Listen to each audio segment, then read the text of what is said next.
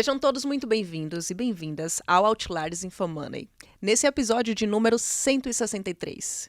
Me chamo Clara Sodré, sou analista de fundos da XP e nesse podcast nós trazemos as principais gestoras do mercado para te explicar um pouco sobre os produtos, sobre o cenário, sobre oportunidades, sobre tudo que você precisa saber para entender cada vez mais sobre a indústria de fundos de investimentos.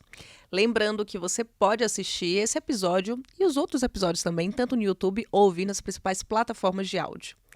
Fabiano, nós temos mais um episódio aqui em um cenário extremamente animado. É assim que a gente pode utilizar esse termo? Isso aí, Clara. Boa noite a todos. Eu sou o Fabiano Sintra, responsável por análise de fundos da XP. E nesse episódio de hoje, Clara, nós vamos falar sobre o recente choque regulatório no mercado de crédito. Tanto de decreto quanto de medida provisória, IOF, fim de isenção dos títulos de renda fixa e tudo mais que a gente tem direito. Já faz quase uma semana da derrubada pelo Congresso do decreto que aumentava as alíquotas do IOF, começava a tributar ativos que até então não incidiam o IOF, e um episódio que deu muito o que falar, né, Clara? Exato, Fabiano. Querendo ou não, é a terceira mudança das alíquotas em pouco mais de um mês. Alíquotas que vigoraram até o dia 22 de maio, quando o Ministério da Fazenda anunciou essas mudanças, elas foram retomadas. No entanto, a medida provisória, de número 1303/25, ela segue em tramitação. E a corrida pela isenção até o final desse ano permanece no radar. E aí? Nesse cenário, vale entender em que pé estamos, como é que está a situação do mercado de crédito nesse momento. E pensando nisso, nós trazemos hoje, na bancada do Outliers, uma gestora que abriu recentemente todos os seus veículos de debêntures incentivadas. Gestora essa que é o Outlier, até porque ela teve uma estratégia reconhecida na categoria Melhor FII Infra de 2024, na primeira edição da premiação Outliers. Temos aqui uma gestora responsável pelo Juro 11, estratégia premiada, hein, Fabiano? Pois é uma gestora admirada, tem feito bastante barulho e muito sucesso no mercado. A gente entende por quê, uma gestora muito competente. É uma verdadeira especialista em debêntures de infraestrutura e que vai poder nos ajudar a entender toda essa turbulência regulatória no mercado de crédito. Trazemos hoje o Ulisses Neme, CEO da Sparta. Bem-vindo, Ulisses.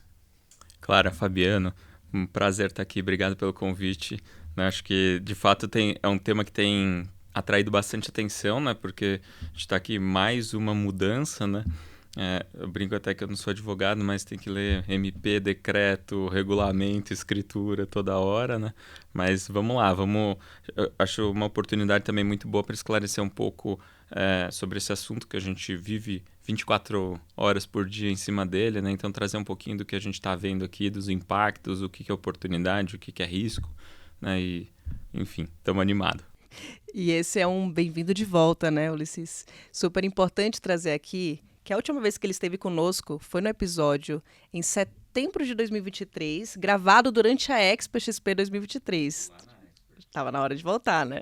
E ele já esteve aqui conosco contando toda a história da Sparta no episódio de número 76. Peguei minha colinha aqui, que não se dá de cabeça não, hein? Foi pro ar em 26 de agosto de 2022. Então, deixa aqui duas sugestões para quem quer conhecer a história da Sparta, porque hoje a gente vai entrar um pouco mais no mercado de crédito. E aqui uma rápida ficha do nosso convidado. O Ulisses é formado em Engenharia Elétrica pelo Instituto Tecnológico de Aeronáutica, o ITA, mestre em Economia pela FGV e possui especialização em Administração de Empresas também pela FGV. Com passagem pelo Santander, está na Sparta desde 2007. A Sparta, por sua vez, é uma gestora com experiência de mais de 30 anos em gestão de recursos e foi eleita em 2023 como a melhor gestora de renda fixa pela FGV. E também comentei aqui que é uma gestora que está no quadro de Outliers dentro da premiação InfoMoney. Então, temos aqui uma verdadeira referência para falar sobre o assunto, né, Fabiana? Vamos lá então, Ulisses. Acho que o assunto está quente. A gente tem visto uma movimentação grande de iniciativas do governo, de tributação, de IOF, de isenção, decreto, medida provisória que é revogada. Então, acho que tem gerado bastante incerteza e turbulência no mercado. Então, queria começar já com o assunto chapa quente aqui, que é o IOF. A gente teve o anúncio da incidência de IOF em várias situações novas, né? Em FDICs, por exemplo, em em veículos de crédito estruturado. E a revogação do IOF sobre essas aplicações na semana passada acabou trazendo um grande alívio para o mercado, que até então tinha sido surpreendido por tal anúncio. Mas esse episódio todo acho que deixou muito claro que existe um apetite arrecadatório do governo elevado. Como que você avalia esse efeito imediato da decisão de revogação para a precificação dos fundos de crédito, dos papéis de crédito e captação dos fundos de crédito estruturado, como os FDICs que eu mencionei?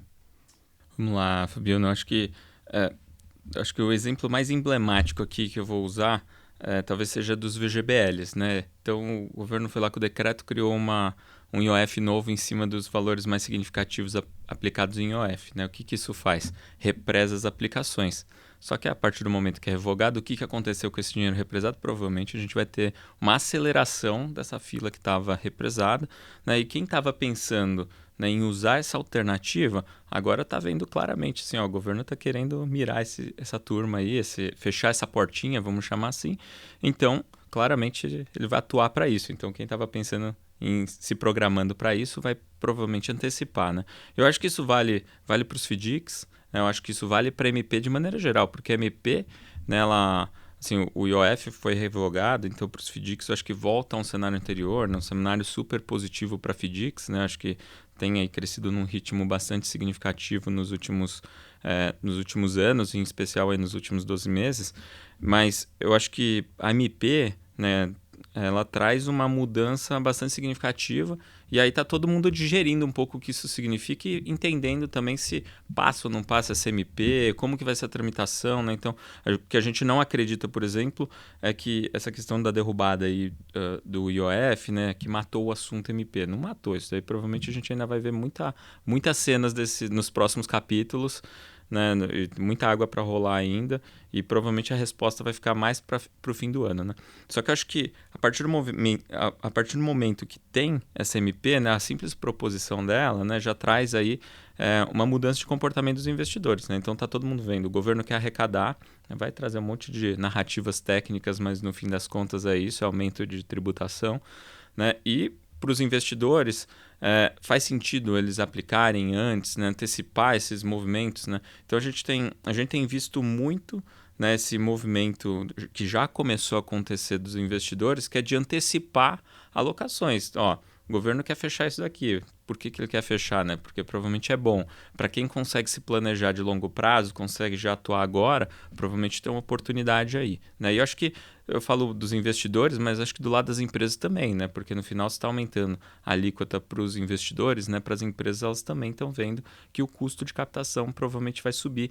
Então, elas também devem se antecipar, né? Então, no final, o que a gente está olhando muito, né? E esse é o nosso trabalho no dia a dia, né? É avaliar, assim, no cenário em que essa MP passa, por exemplo, ou mesmo que tenha alguma alteração, isso passa. A gente acha que tem um monte de mensagens positivas para quem conseguir atuar agora, aproveitar algumas oportunidades agora.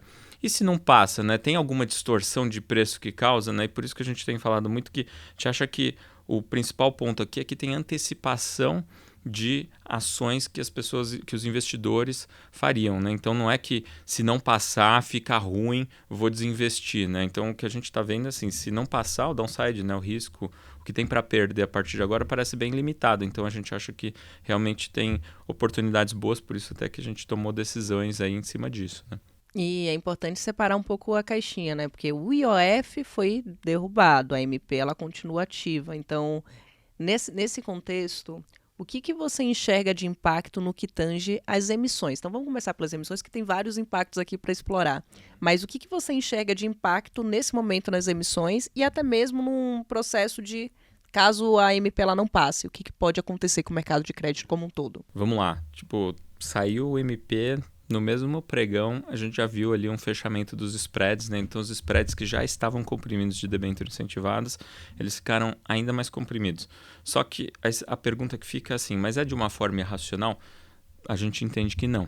A gente entende que, assim, mesmo nos níveis atuais, quando a gente faz uma conta de qual que seria o spread equivalente de uma debênture tributada, né, a gente fala assim, o retorno líquido da debênture incentivada continua melhor. Então, assim, distorção não existe. E não é que está milimétrica a diferença, tem ainda uma diferença significativa.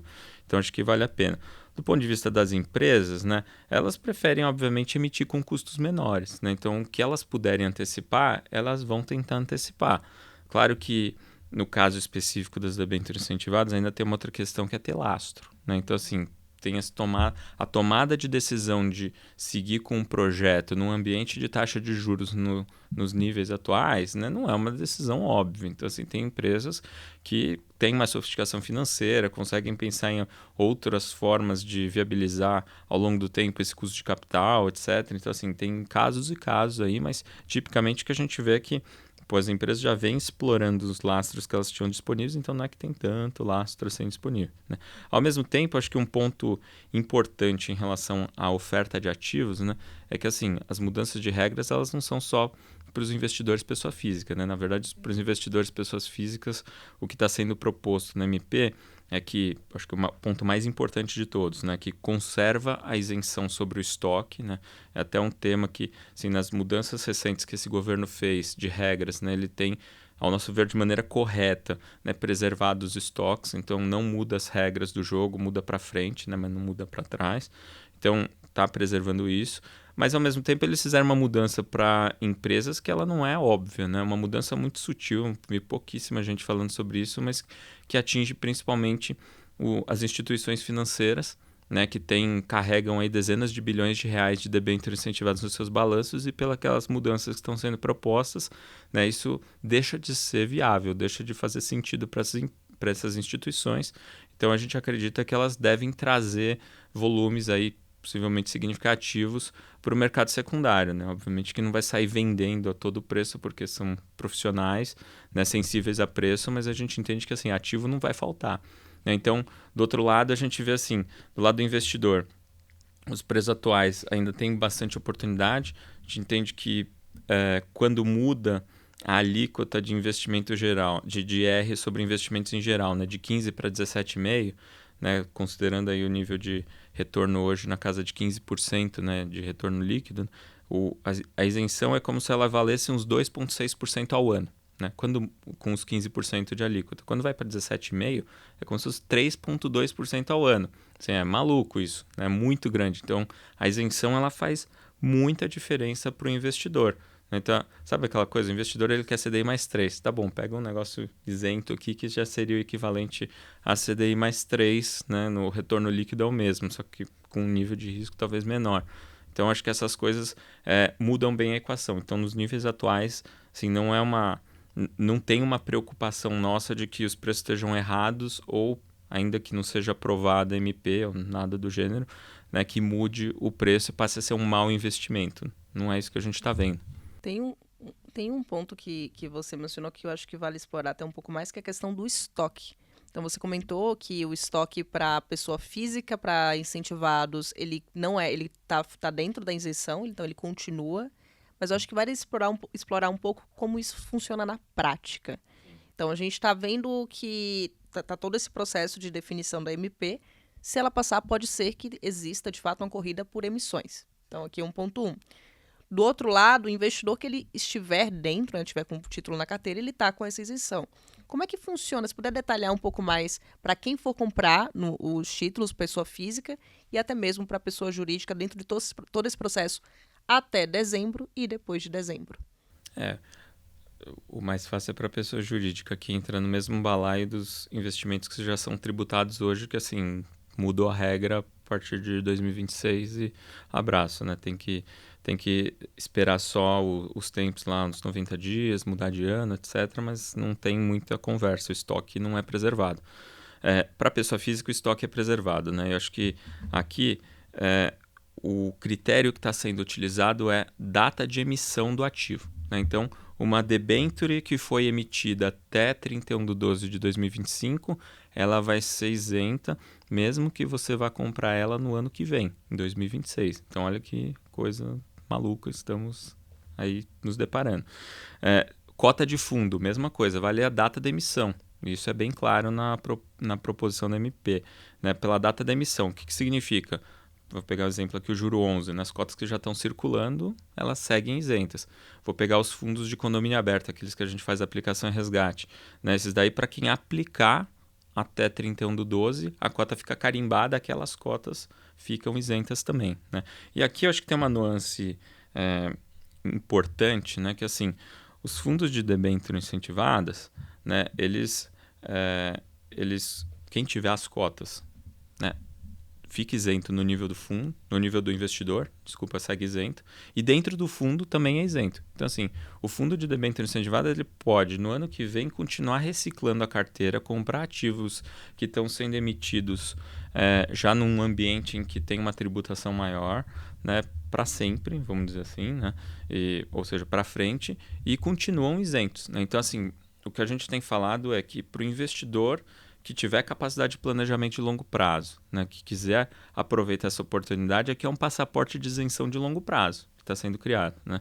E o que a gente tem visto também é o seguinte, né, tem os ativos, né, eles estão sendo preservados até eles vencerem, né? Então, acho que é uma leitura também, que eu falei, já correta do governo, né, de não mudar a regra no meio do jogo, porque obviamente os investidores têm uma expectativa de tributação quando o título é emitido, e acho que um assunto que também pouca gente conhece, né, é que a maior parte das escrituras de debêntures incentivadas, elas têm cláusulas que prevêem proteção para o investidor. Se aumentar a carga tributária, quem paga é a empresa, não é o investidor, né? Então, assim, eu duvido que alguém vai querer jogar essa conta no colo das empresas, né? Então, obviamente, eu nem vejo outro caminho para os ativos que não seja preservar o estoque no caso dos incentivados, né? Enfim, são todos detalhes, mas que no final, para compor aí o cenário, faz toda a diferença, né? Ulisses, eu queria voltar um pouco na afirmação que você fez, que você tem um conforto com preços atualmente, né? E vou tomar a liberdade de fazer um pouco o papel aqui de advogado do diabo. Porque a gente viu um recorde na série histórica de emissões de debêntures de infraestrutura. Em 2024, mais de 130 bilhões de emissões em debêntures incentivadas. Uma evolução muito significativa na forma de financiamento de infraestrutura no Brasil. Só que nesse mercado primário, fruto um pouco dessa alta procura, alta demanda pelos papéis, acabou, acho que, comprimindo bastante os prêmios. Então as empresas estavam pagando cada vez menos porque os papéis estavam sendo tomados. Você tinha uma demanda muito grande também da pessoa física em continuar surfando essa isenção. Então isso acabou de alguma forma influenciando o mercado primário, que muitas vezes pagava o valor da NTNB de referência menos alguma coisa, menos meio, né? Então, spreads bem, bem comprimidos. No mercado secundário, acho que também acabou acontecendo um pouco esse efeito. Na medida que os próprios fundos precisavam se enquadrar, precisavam compor os seus portfólios, muitos compradores foram ao mercado secundário para tomarem essas debêntures. E também, acho que fortalecendo esse fluxo. E, consequentemente, distorcendo o preço. Quando você fala que a sua percepção de preço atual é que ela é correta, você acha que, de fato, os preços das debêntures estão refletindo o risco de crédito dos seus emissores? Ou você vê algum componente de oferta e de demanda influenciando, distorcendo, por que não, esses preços? Vou marcar sim em quase todas as respostas. Né? Mas acho que tem um pouquinho de tudo aí, né? Então, de fato, assim, o mercado secundário não tem como... Primário e secundário, eles não têm como descolar demais, né? Então é natural que haja algum tipo de convergência, né? Acho que a forma de colocação sempre importa. Depois, acho que a gente tem nomes de excelente qualidade de crédito, AAA, que são os caras que conseguem efetivamente ser negociados a menos meio, por exemplo, em relação ao título público, né? Eu acho que é até um exemplo interessante, né? Vamos pegar um caso que está sendo negociado a menos meio, né, em relação ao título público. Se a gente tomar isso como retorno líquido, né, e colocar essa alíquota de imposto de 15% e calcular o que seria o grossapado, né, o que seria o equivalente, o equivalente antes de tributar, né, de um título tributado, a gente ia chegar a alguma coisa perto de CDI mais 2,1%. Né? E aí, se a gente for ver, normalmente, esses mesmos emissores nas debêntures CDI, se tem o CDI mais 2,1, daí você vai ver, pô, mas CDI mais 2,1 dava para eu comprar um caminhão desse emissor, porque na verdade está negociando ele a CDI mais 1 ponto baixo.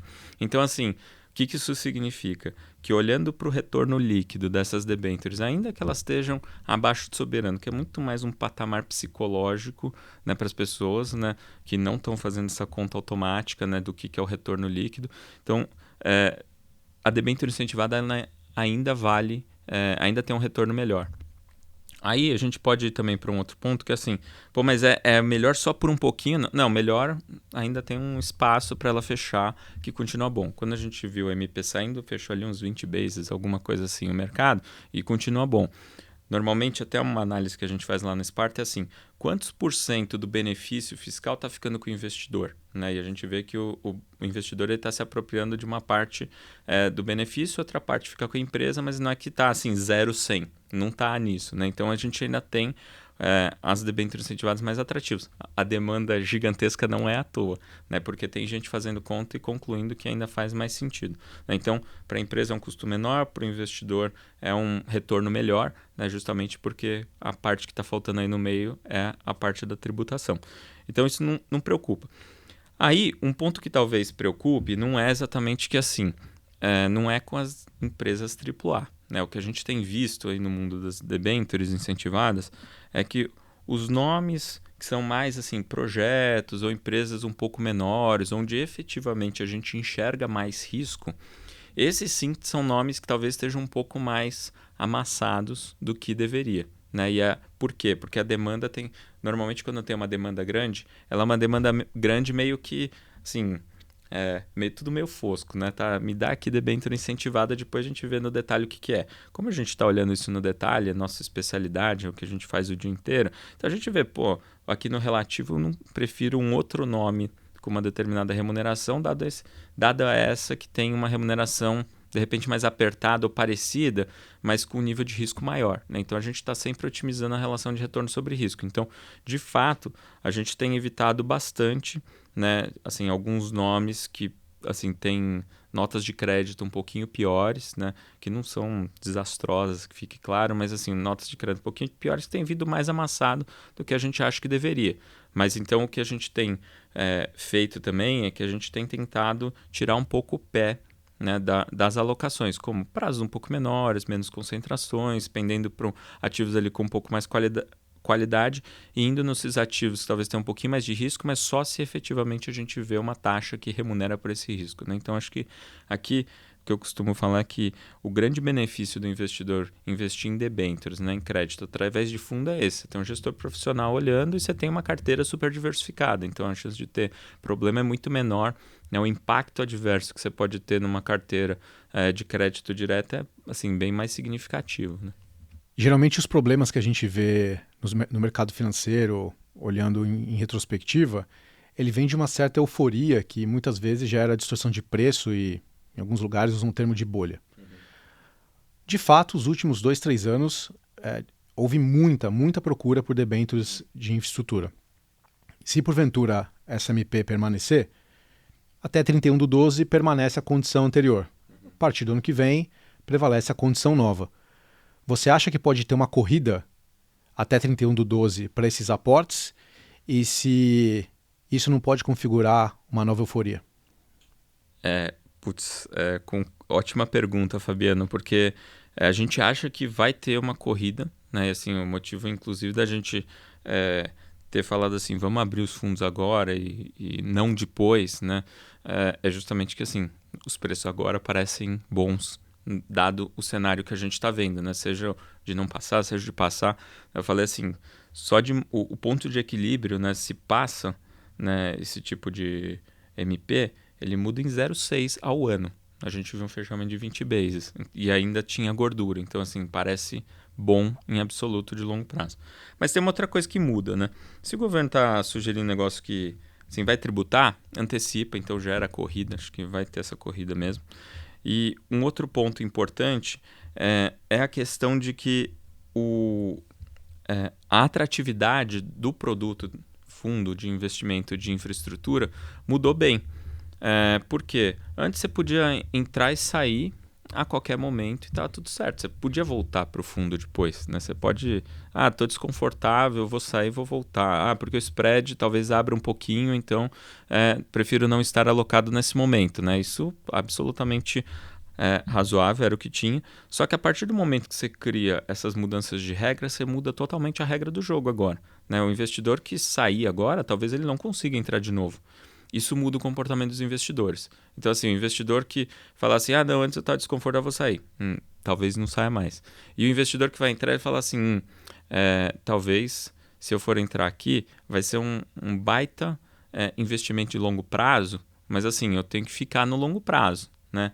E tanto que a gente tem falado assim, para o investidor que ou não tolera muito volatilidade, ou que tem um horizonte de, talvez daqui a 6 meses, 1 ano eu vou ter que resgatar esse recurso, mas então já vou aproveitar que é isento, não sei o que a gente tem falado assim, essa não é a melhor alternativa para você, não é esses fundos de debênture incentivadas, porque aqui a gente talvez tenha um pouquinho de volatilidade no meio do caminho por conta dessas euforias. Euforias podem criar distorções de preços, incerteza podem criar distorções de preço, e obviamente ter um gestor, né, controlando tudo isso também acho que é bem saudável, né? Então a gente entende que assim, para o investidor mais conservador, não quer ver volatilidade, não quer ver nada, cara, os fundos tributados provavelmente vão ser mais estáveis, LCI e LCA talvez vai ser uma opção mais adequada, né? Não sei, mas não é necessariamente nos fundos de debênture incentivadas que você vai ter a melhor alternativa.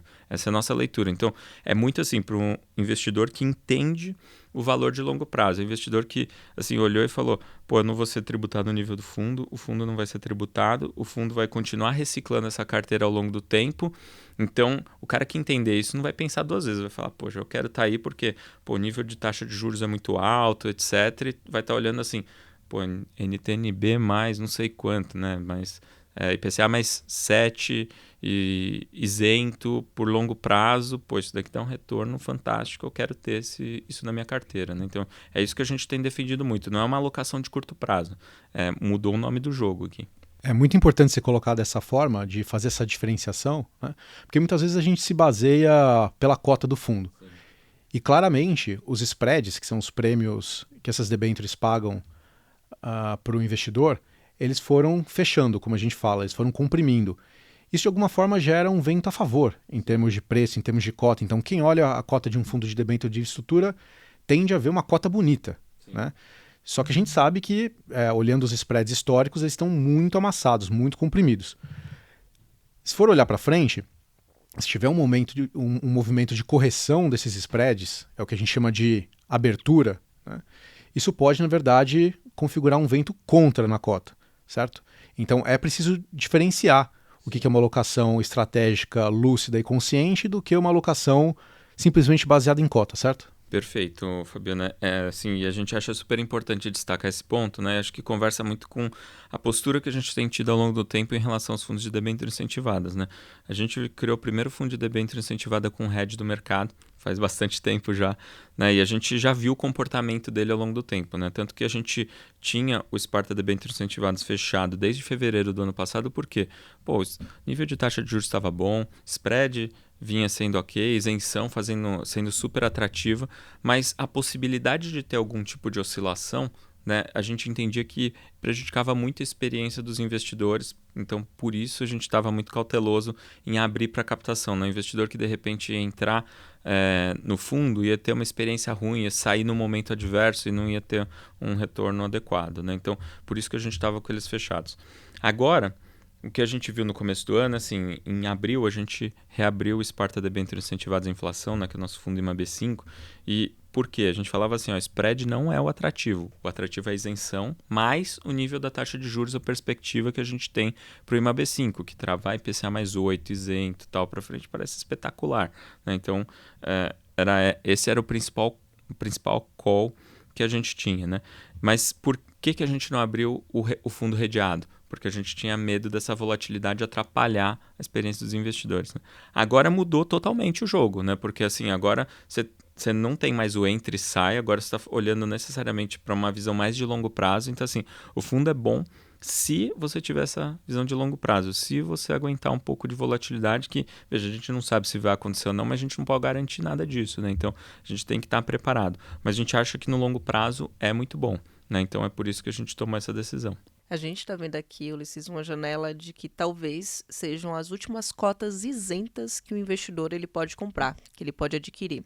E aí, muito na linha dessa reabertura que vocês fizeram, e que fez bastante barulho, né?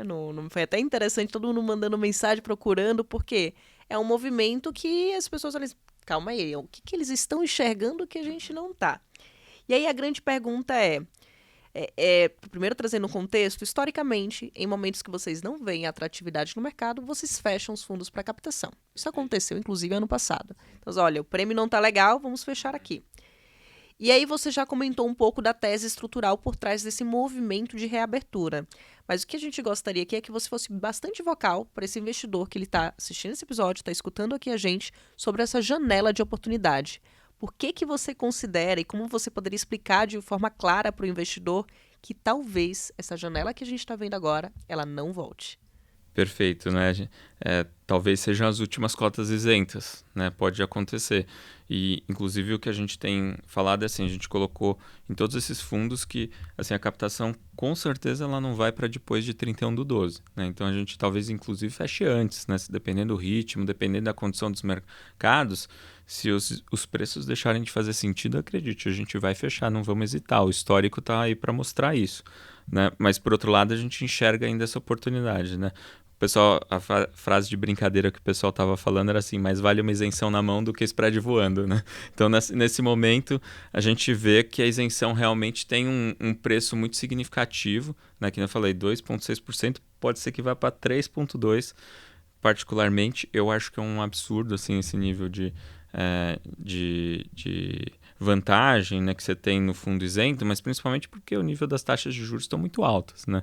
Então, se não tivessem tão altas as taxas de juros, provavelmente ia valer muito menos essa isenção. Acho que você não iam reclamar tanto de que, poxa, uma isenção enorme, né?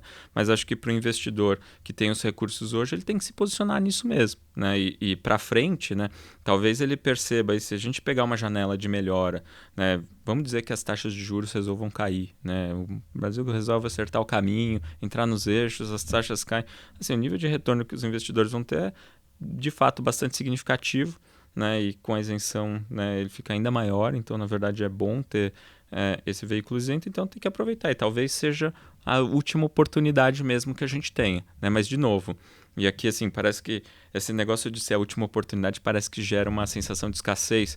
E por isso que eu acho que a postura de vocês é fantástica nesse sentido, né? Não é para qualquer um. Assim, é para o cara que realmente entendeu que pode ter um pouco de volatilidade, mas que vê valor no longo prazo. É um passaporte de isenção de longo prazo para quem tiver a capacidade de se planejar e esse horizonte de investimento adequado. Senão, nem entra, né? Assim, a gente não tem como controlar isso na ponta, mas a gente tem como falar isso. Estamos aqui falando. Como eu mencionei anteriormente, o volume de emissões de debêntures incentivadas no Brasil foi recorde em 2024. Sim. Ultrapassou 130 bilhões de reais, dados da Anbima. Mais que o dobro de 2023, que havia sido em torno de uns 60, 65 bilhões. E mais que 4 vezes 2022, que foram 38 bilhões. Minha pergunta para você é a seguinte: existem bons projetos de infraestrutura para esse dinheiro ser alocado? Porque eu imagino que os projetos nota A vão ser os primeiros a serem identificados e serem financiados. Mas ainda vai sobrar dinheiro. Aí você vai financiar os projetos tipo B. Não são excelentes, mas são bons. Alocou boa parte do dinheiro. Tem mais dinheiro para alocar, porque foi muito captado. Esse dinheiro não pode acabar financiando projetos de média qualidade?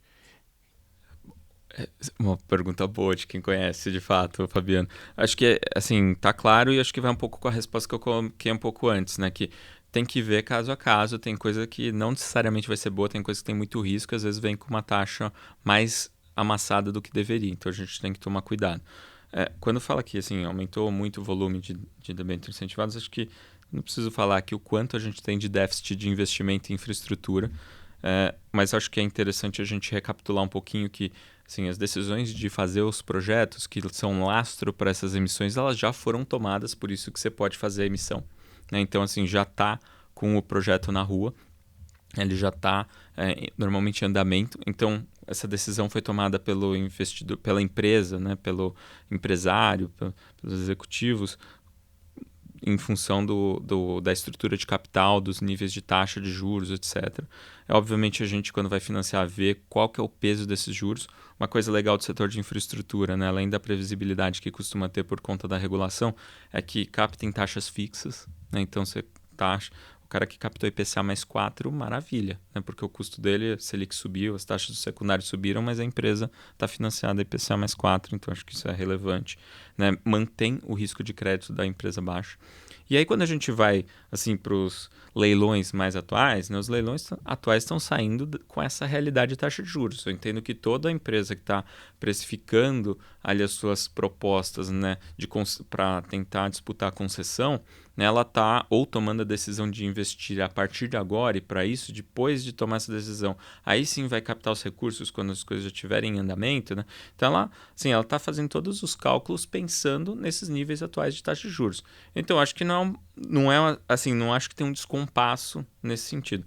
O que eu acho que é, assim, na verdade, a perspectiva fica mais desafiadora, é você falar assim, Ulisses, no ano que vem vai continuar tendo todo esse volume de financiamento pela iniciativa privada para projetos todos. Eu falo, putz, daí talvez falte projeto, né? Talvez, não porque não tem no que investir em infraestrutura no Brasil, é porque talvez as taxas de juros muito elevadas estejam tão proibitivas que não vai ter empresa querendo investir nesses processos, nesses projetos. Então, assim, eu estaria muito mais preocupado com o ritmo para frente de emissões com esses níveis de taxa de juros atuais do que olhando o passado e falando assim, pô, será que não tem um risco muito grande? Na verdade, que bom que a gente achou, né, um caminho em que você tem dinheiro privado, né, para fazer boas alocações de capitais, né, com disciplina de mercado, né, que está substituindo o que antigamente era só fontes públicas de financiamento e tal. Então, assim, a gente conseguiu, eu até costumo dizer, né, a gente diz lá na Sparta que, de uma forma até improvável, nas debêntures incentivadas foram um mega sucesso do ponto de vista global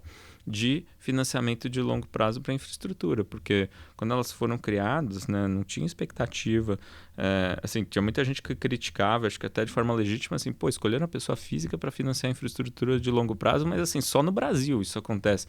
E a gente, mesmo com todos os ventos contras, a gente viu que conseguiu achar o caminho para desenvolver todo esse ritmo de captação que a gente tem aí no mercado de debêntures incentivados. Então, assim, eu diria até que, assim, apesar de todos os ventos contra, né, conseguimos, né, uma façanha aqui no nosso mercado de capitais, que é ter volume para financiar os projetos de infraestrutura que a gente tem no Brasil, que precisa, acho que é meio consenso, né, precisa explicar isso para ninguém. Que bom que temos uma fonte de financiamento para isso. Excelente. Vamos falar agora sobre os listados. Indo para a Bolsa, temos lá o Juro 11 e o CDI 11, que são, e outros fundos também de debêntures incentivadas, que devido a todo esse cenário macroeconômico, em especial por esse ambiente dos listados, eles estão com desconto em relação à cota patrimonial. Então, ponto 1. E mesmo sendo veículos que são muito similares ao que a gente tem de condomínio aberto. Como é que vocês estão enxergando a atratividade desses fundos nesse atual momento? E até um pouco mais, né? Quais são os riscos, e aí regulatórios, que podem impactar diretamente ou indiretamente esses fundos de debêntures incentivadas listados? Legal. Se a gente tivesse tendo essa conversa umas semanas atrás, eu ia falar que assim, o que tinha mesmo era um desconto significativo para comprar esses fundos, porque tá todo mundo se degladiando, eu tendo que explicar aqui para vocês uma baita sabatina, né, de, pô, mas esses spreads não estão amassados, e daí você vê lá uma carteira desses mesmos ativos com, sei lá, 5%, 10% de desconto às vezes, falando assim, tipo, ó, na verdade a maior oportunidade está ali, né, inclusive a gente mesmo comprou esses ativos, né, com desconto, né? Porque realmente a gente acha que é uma oportunidade, né? Mas acho que a equação agora ela também mudou para os listados, né? E mudou bastante, né? Porque, pelo que eu falei, a cota do juro 11, do CDI 11, que já foi emitida, ela segue isenta. Pelo que está escrito lá na MP, é isso. Então, mesmo que o investidor compre ano que vem cotas desses fundos, vai ser isento. Beleza. Só que daí... pensa no seguinte cenário, e se nessa tramitação toda muda, e às vezes as coisas mudam de uma forma meio rápida, e de repente fala assim, não é só para quem tiver a posição em 31/12. Aí vai criar uma urgência para comprar esse negócio. E aí eu falo assim, ó, hoje tem desconto para você comprar isso. Mas você vai ficar esperando, você vai pagar para ver? né? Não quer se posicionar antes. Então, acho que só do investidor considerar essa hipótese, acabou, ele já vai, ele, assim, corre para se posicionar. Tanto que a gente tem visto já alguma demanda maior pelos fundos, pelos FIINFRAs listados, né? E eu acho que, sim, se eu pudesse dar até um passo a mais, fundos listados de maneira geral, acho que a lógica é exatamente a mesma. Por quê? Estão com desconto, um negócio que para frente, para quem tiver, vai ser bom. Não sei se vai mudar a regra ou não, mas assim, o que está falando é que preserva o estoque, né? Então a gente acha que, assim, se antes já tinha uma oportunidade, agora talvez tenha uma urgência, né, para comprar esse tipo de fundo. E continua sendo a mesma coisa, né? O fundo depois ele não é tributado no nível do fundo, o investidor não é tributado, no mundo em que tudo vai ser tributado, que as alternativas de investimento vão ter alíquotas maiores. Na verdade, a atratividade ela aumentou, né, com isso, mas aumentou para quem se mexer. Né? Então, óbvio, aqui talvez seja mais objetivo aqui a gente falar, tem os fundos que estão com desconto e tal, tem que entender o que é cada fundo, se é desconto de verdade. Nos fundos da Sparta, acredito que seja desconto de verdade, né, que as carteiras são bem líquidas, bem marcadinhas. Então, eu acho que tem oportunidade aí. Muitas vezes o investidor fica focado na isenção em si, e passa uma baita numa oportunidade dessa. Às vezes um desconto de 10% num juro 11, que foi um fundo premiado em 2024 como um dos melhores fundos de infraestrutura do Brasil, com esse nível de desconto. Então, chega a ser irônico muitas vezes. Tem investidor, né, que às vezes vem falar assim, vocês montam um fundo exclusivo para a gente montar um mandato e comprar esses fundos isentos? Fala, cara, de verdade é melhor você comprar direto. Né? Mas assim, se quiser a gente até monta. Normalmente a pessoa vai lá e compra direto. Assim. Bem, a gente está acompanhando aqui, né, e nesse episódio ficou muito claro que são muitas mudanças e com impactos importantes na renda fixa como um todo. E diante de toda essas mudanças regulatórias que a gente está acompanhando, como é que vocês têm ajustado a comunicação com os investidores? E que dá um super destaque para a comunicação da Sparta, que vocês são muito rápidos, né? Para quem acompanha ali de perto, então a qualidade muito boa também das informações. Obrigado, que dá trabalho, a gente fica feliz com o reconhecimento. E aí a grande questão é possível criar uma narrativa de longo prazo diante de um ambiente com tantas incertezas regulatórias como o atual? Vamos lá. As coisas estão mudando no Brasil, acho que desde que eu nasci, né? Então, assim, a gente, como cidadão, eu adoraria, como investidor, adoraria que as coisas fossem mais previsíveis e estáveis, mas infelizmente elas não são. Né? E o que a gente costuma dizer lá na Sparta é que a gente não é gestor de uma carteira de ativos, a gente é gestor de um produto, né? Que tem o lado dos ativos, tem o lado dos investidores e tem uma ponte super importante entre esses dois lados, que é a comunicação. Então, a gente precisa fazer uma comunicação bem feita e isso se traduz em relatórios com linguagem acessível, bem feitinhos, no momento certo, né? Relatório interativo em Power BI, canal educacional, está presente, né? Para os nossos parceiros a gente está comunicando de forma transparente. Afinal, o que a gente sempre fala a gente acha que está fazendo um trabalho bem feito. Se a gente acha que está fazendo um trabalho bem feito, transparência, na verdade, deixa isso evidente, né? Então a gente busca de fato fazer isso, se empenha bastante para isso, fico feliz pelo reconhecimento, porque é uma das coisas que a gente busca ativamente fazer. Mas é um desafio sempre, né? A gente tem que... E assim, aí não adianta ser... assim, quero estar certo o tempo todo, não pode ter mudança. Não, as coisas estão mudando, a gente tem que avaliar cada cenário, entender o que é oportunidade, e se for oportunidade tem que aproveitar. Às vezes ela passa e não volta mais, né? Então, a gente falou aqui talvez sejam as últimas cotas isentas, né? Enfim, vamos ver o que acontece. Esse é o Brasil. Bem, temos aqui uma missão de fazer com que todos esses recados cheguem nos investidores. Acho que são recados valiosos para um cenário como esse. Mas antes da gente encerrar esse episódio, nós temos aqui um quadro que ele se chama Para Além da Gestão. E faz jus ao nome dele porque a gente sai um pouco dos números, perspectivas, cenário, o que está acontecendo no Brasil e no mundo. E a gente gostaria de entender um pouco mais sobre a pessoa física por trás de todas essas visões que foram compartilhadas por aqui. E aí a grande pergunta que a gente geralmente gosta de trazer nesse quadro é sobre o que você está lendo, assistindo e recomenda para os nossos ouvintes. Pode ser lendo, ouvindo, pode ser podcast, pode ser uma leitura, pode ser um filme. O que você hoje está consumindo que você acredita que te ajuda a lidar com todo esse dinamismo do mercado como um todo? Olha, quem está consumindo minha atenção ultimamente são os 3 filhos e não sou advogado, mas tem as MP, decreto, regulamento, escritura e tal, né? Tem consumido um bom tempo. Brincadeiras à parte, né? Acho que, não sei, que eu estou lendo agora especificamente, estava falando outro dia com um amigo meu de um livro que eu tinha lido quando estava no ensino médio, né, no colegial, que era O Homem que Calculava, do Malbat Tahan, e na verdade foi o livro que me inspirou depois aí para as Olimpíadas de Matemática, fazer isso tudo, assim. E daí eu estava lendo de novo porque é uma leitura super tranquila, super leve, e é curioso que os problemas, né, ele fala lá de dividir os camelos, dividir os vasos, dividir não sei o quê, e tipo, lidar sob pressão lá com um monte de coisa. Tipo, eu não tinha visão de nada disso. Quando eu li isso daí pela primeira vez e lendo agora, achei super curioso, que eu falo assim para os meus filhos, esses problemas aqui, eles existem, assim, em outras naturezas, mas a gente usa no dia a dia, né? Então, é um negócio que usa matemática, eu acho mó bonito. Sou nerd, né? Enfim. Careca e nerd. Ulisses, obrigado pela sua presença, por ter dividido de forma tão lúcida a sua visão de mercado. Sem dúvida, são águas turbulentas, mas é exatamente nesse momento que a gente precisa estar na mão de quem entende, de quem é preparado, e eu tenho certeza que você comanda essa empresa tão admirada e bem-sucedida chamada Sparta. Boa. Obrigado pelo convite aí, tipo, de fato é uma honra estar aqui com vocês, né? A gente já é parceiro de tanto tempo aí, mas de fato trazendo um pouco de luz para esse tema, que a gente não tem todas as respostas para tudo, mas assim, dado que tem, a gente precisa se posicionar, precisa ter nossas leituras, nossas tomadas de decisão, né? Sempre no ambiente de incerteza, então isso é disso que a gente vive e tenho o maior prazer de vir aqui contar para vocês e para todo mundo. Muito obrigado e, Clara, seguimos acompanhando essa novela, a cena dos próximos capítulos. Vai ter cena. Vai.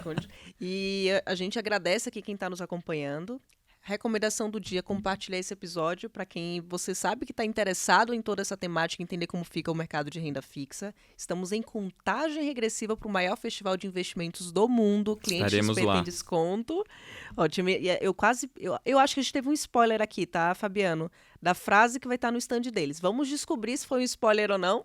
A Glenda não briga comigo, Glenda. Mas aí quem desconfiar da frase que vai estar no stand da Sparta, coloca aqui nos comentários. A gente vai atrás. Eu sou conflitado, não vou nem falar nada. Mas a gente está em contagem regressiva.